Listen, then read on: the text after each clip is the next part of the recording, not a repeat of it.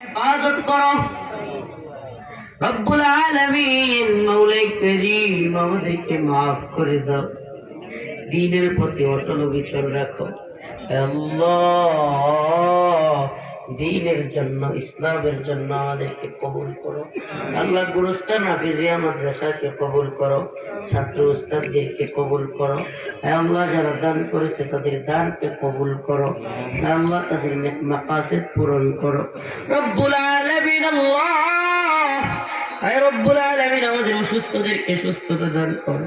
আমি নিজে অসুস্থ, আল্লাহ সুস্থতা দান করো আল্লাহ। আমারে মাফ করে দাও, আমাদের সকলকে মাফ করে দাও রব্বুল আলামিন। আল্লাহ আমাদের মধ্যে যাদের বাবা নাই, যাদের মা নাই, তাদের বাবা মার কবরকে জান্নাতের বাগান বানায়